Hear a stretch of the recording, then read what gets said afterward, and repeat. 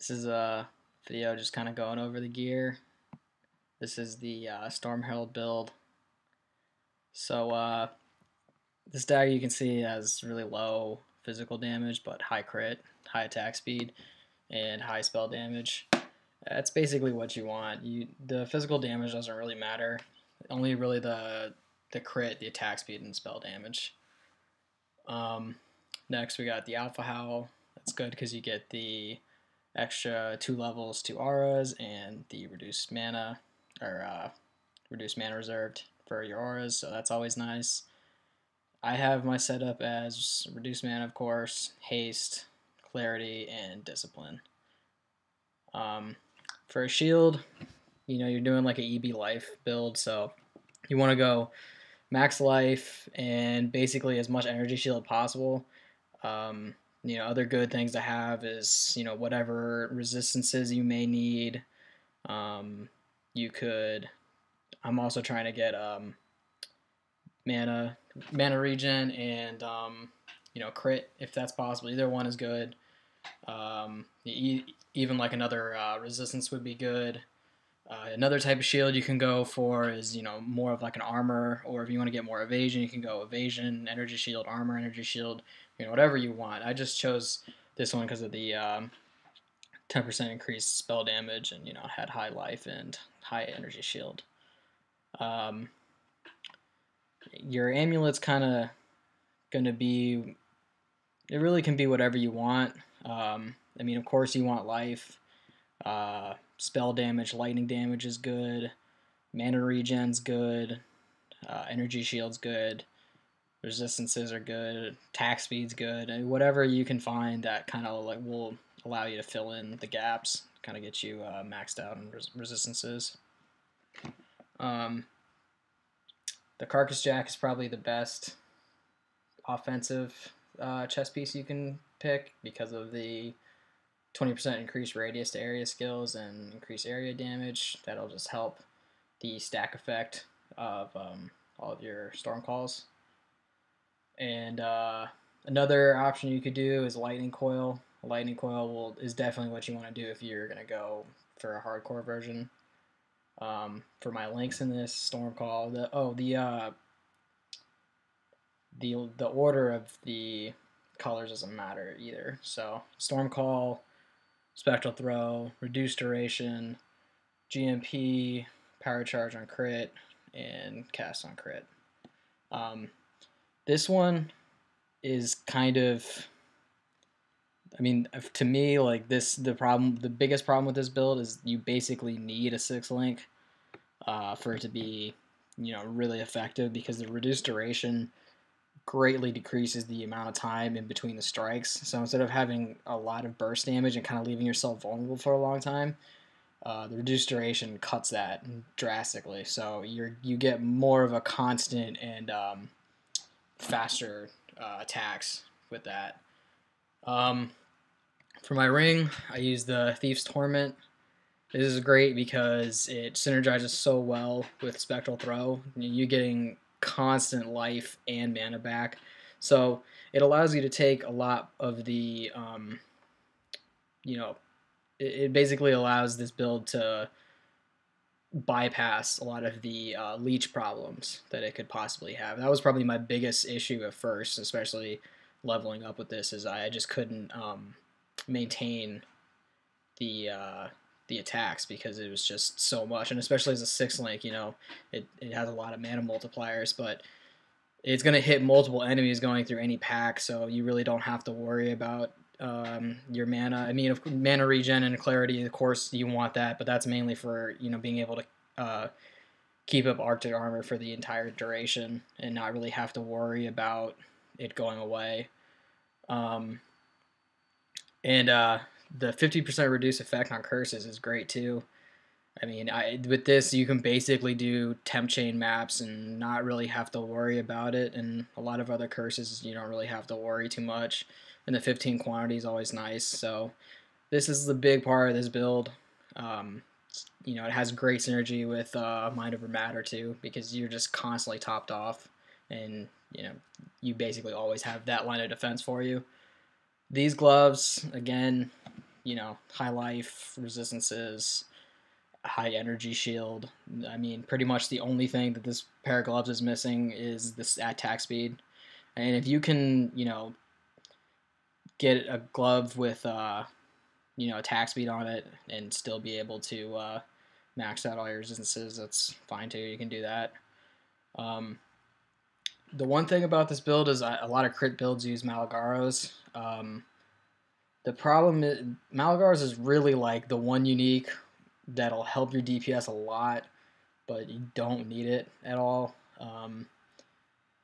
You basically I just don't think it'd be possible. I mean, you really have to have like GG gear in order to use a Malagaros and be able to be topped off on all your resistances, because I mean you're using a lot of uniques here, so you really don't have a lot of room for resistances. I mean, you're gonna have to find a shield with crazy resistances or boots or amulet, and I mean if you're trying to do a budget build, it's just not gonna happen with Malagaros.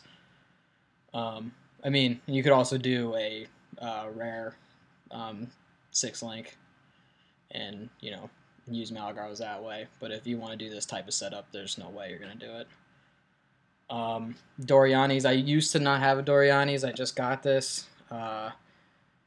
It's great. The 30 lightning damage is awesome.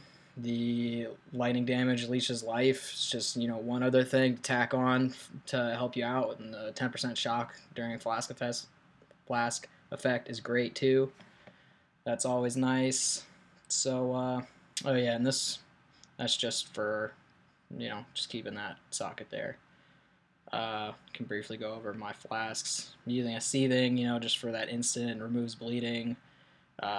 This is also remove bleed, bubbling, another remove bleed, and then it's Zeri flask. That's probably the biggest, especially when I was leveling up. I mean, sometimes I would go up against corrupting blood, and it would just absolutely melt me. So we can go over the skill tree real quick. So I chose to go this way because you get the spell damage, elemental damage, a whole bunch of crit over here. You come up to here, you go down here, life and mana, that's great, always helps with defense. Doomcast, you don't need Doomcast, you can take that and put it somewhere else. Same thing with the attack speed if you really don't think you need either of those. I just, I like them. There's no other place I can put 2 points right now except for maybe another endurance charge. But, that's just great for overall DPS, Eldritch Battery for, mana. I come down here to grab the blast radius, which is awesome. Definitely helps with the overall radius of your lightning or your storm call, which is great. Instability, and get another power charge. Spell 4% increase spell damage per power charge, also great. And mana regen up here. So I come down here, grab all these mana reserve nodes. Lets you run haste, discipline, and clarity, and Tempest Shield with having a good amount of mana to spare. Heart of Oak, great. You get the 30% chance to avoid being stunned, which is awesome, and the life regen. Come down here, attack speed, block, life, mind over matter. I had to grab Diamond Flesh because I couldn't afford to max out my resistances any other way. I chose that you don't have to go Golem's Blood, but personally I think Golem's Blood is the best way to go because otherwise you only have 1% life regen, and the 1.5 from Golem's Blood definitely lets you have a little more leeway with those corrupting bloods and bleeds and everything like that. So overall I think that was a pretty good node to pick up. Just go up to life and Testudo, which is this cluster right here, is one of the best block clusters. I think it's actually the best block cluster in the game, so that's definitely needed. Originally I was up here for this block cluster, but the points were more effective over here because I could also put in some strength. That's probably the biggest issue, is trying to find a way to finagle enough strength into there. So this is about level 90. The order that I just went through isn't really the order that you would level with. I think what I did for leveling is I came up here, made my way to some of these nodes, and then I think I went directly down to here to grab this, and then I think I went back up to here to grab EB and these dagger nodes and all the crit nodes and everything. Because I mean, once you get to level 30 is when all your gems are usable. So you can basically make the switch at level 30. That's if you have a tabula rasa or something like that. And the thing is, you can actually level up with a tabula rasa, like all the way to Dominus and through Merc. That's what I did. I had no problems with it. Once you start to get into maps, that's when it starts to get really squishy, and you definitely want to make the move to a rare 6-link, or eventually to a Kark's Jack or a Lightning Coil if you have the funds for it. But if you're wanting to do like a more budget, you can do early endgame and all the way through Merc just using a tabula rasa. One other thing I didn't mention, the Tempest Shield, awesome because it has lightning damage and the block chance, and that also, because it's lightning and spell, you get all the multipliers from your spell modifiers and your lightning modifiers, and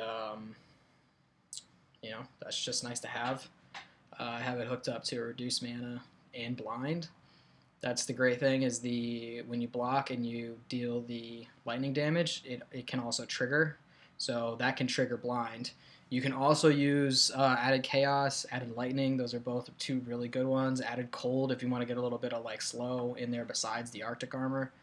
The only problem with those ones is that it'll make the mana reserve on Tempest Shield a little higher. So I use blind just because it has no mana multiplier, and it's just more defense really. So I think that's about it. I can show you a little bit of the gameplay. This is just a 70 map. It's nothing too crazy.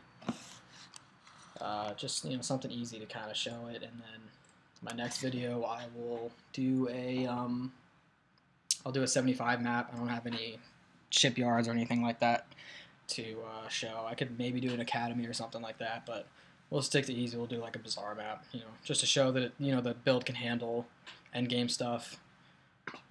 The load time's a little long, playing on a Mac, so gotta deal with that.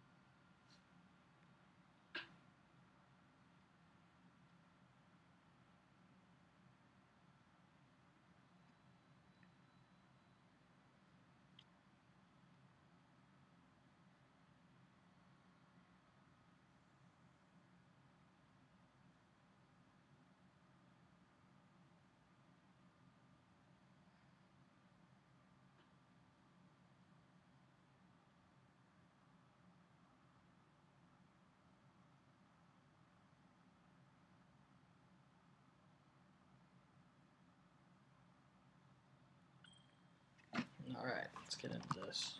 I'm not going to be trying to clear this as fast as possible, just, kind of casual to show you guys how it works.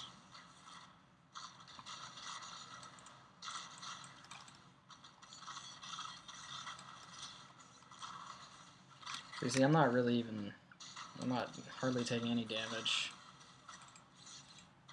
It's pretty simple. I mean, I do outlevel this kind of map by quite a bit, but even still, you're leeching so much from the lightning and from the Thief's Torment all the time that the only thing you really have to watch out for is when it starts to stack, like when you have incinerators and undying alchemists and lots of physical spells all going on at the same time. That's kind of when you gotta move a little bit more. So one of the great things about this build is you get so much overlap stacking damage because of the radius from Stormcall that really the bigger the pack is, the better. I mean, you're gonna clear a faster pack or a much bigger pack a lot faster than you would like a pack of like 5 or 6 monsters like you see up here. I'm not gonna clear that nearly as fast as I would if that had like 10 monsters.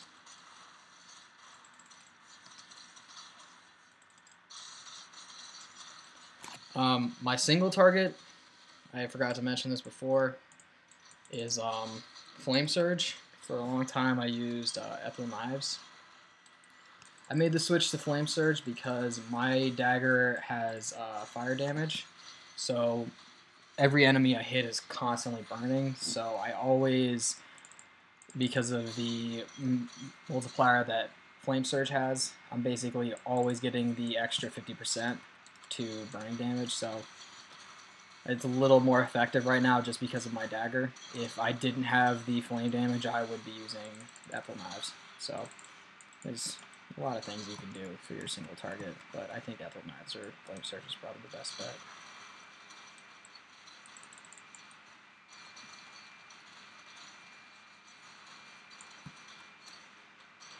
The one thing I will say is the single target damage on this is definitely the most lackluster because you're always counting on the crit. I mean, you're doing no physical damage at all, basically, so you're basically relying on your crit to do most of the damage. And, you can go through a patch where you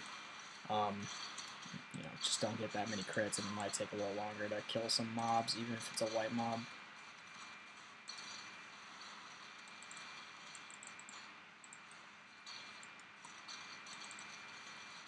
Probably for something like this, I could be using, instead of Enfeeble, you could use Elemental Weakness or Lightning Pin, or not Lightning Pin, Conductivity, or Crit Weakness.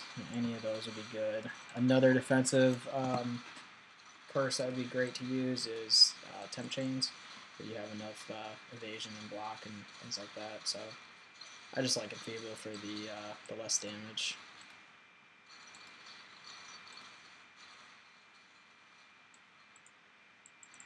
Wow, kill that guy.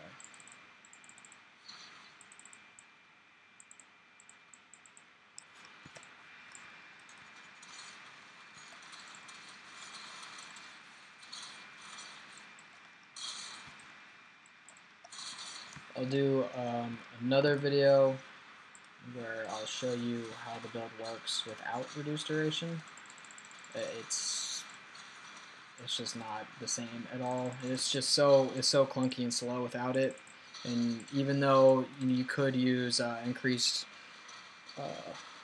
area of effect, or you could use conk effect for raw damage, your effective damage isn't going to do anything because it's going to be so slow waiting for the bursts to hit. So this is definitely a better use of your time effectively.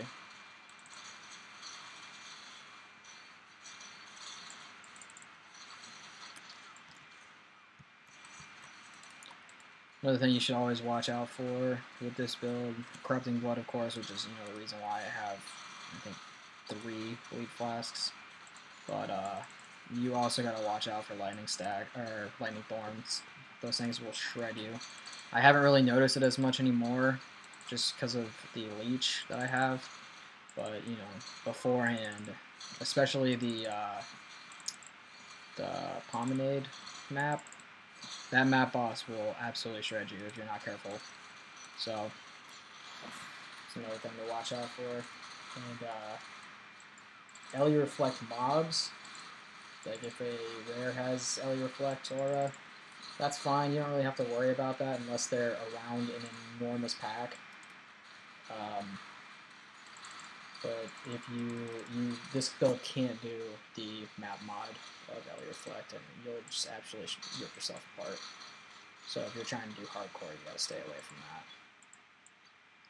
The Fizz Reflect wasn't a huge issue when I was using EK, but because of the passive on the Ranger tree that gives you faster projectiles, your EK is going to be going out a lot farther, so there would be certain times where I just wasn't paying attention and there'd be multiple mobs, and I'd crit and kill myself because of EK hitting multiple mobs at the same time. So you gotta be careful of that if you're gonna use AK.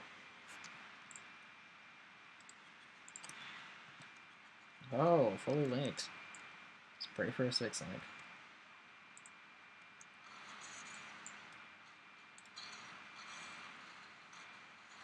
So one thing to notice is, I'm playing on a Mac. I haven't yet installed Windows to do boot camp, but even playing on a Mac, this build is doing all right as far as FPS wise. Stormcall is not going to absolutely destroy your FPS like a lot of the other skills will. I tried to do this build with freezing pulse, and I would just freeze up every second. Hence the name.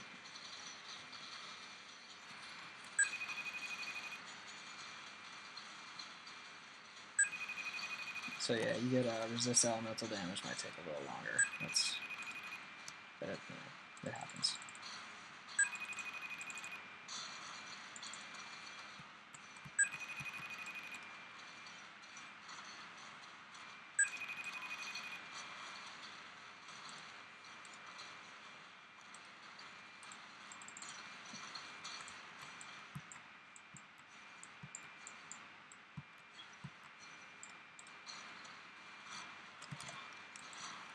Yeah, this is definitely something you want to watch out for. Those fizz spells will. It's one of the other downsides of this build. It really does not do well against physical spells. Oh, Murgle's right there. I didn't even notice.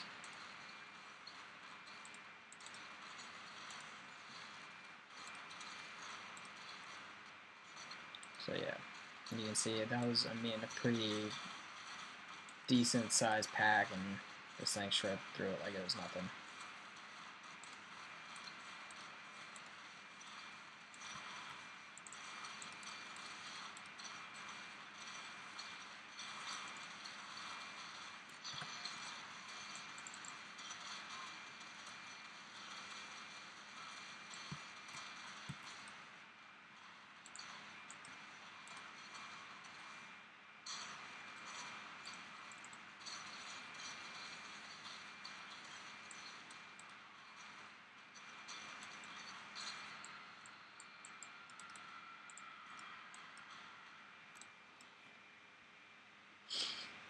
A little bit of lag, but nothing to worry about.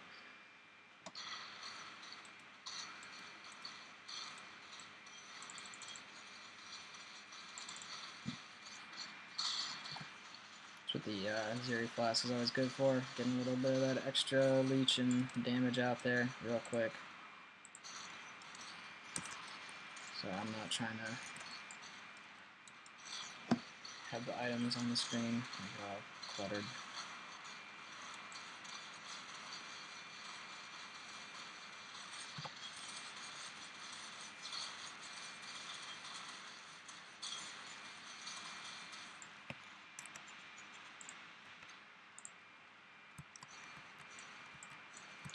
If you have the budget to get a really nice physical dagger with decent spell damage, by all means do it. It'll only make this build a lot better. If I had the currency to do it, I would, but as far as right now, I don't.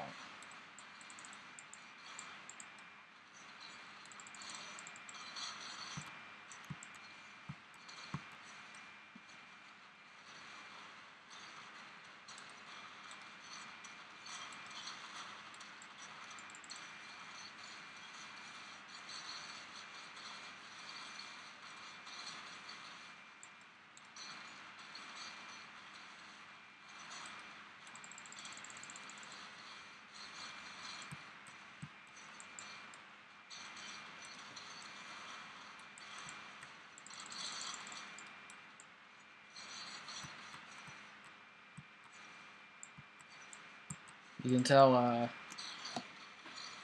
use Rolling Blades to move a lot because I don't have enough mana regen to completely sustain Arctic Armor on the move. So using Whirling Blades of Travel kind of gets rid of that problem. Plus, you know, it's pretty fast anyways. So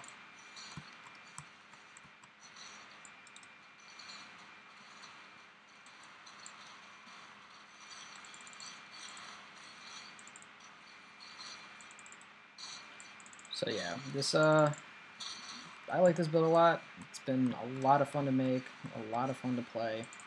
It's probably the funnest build I've played in a long time.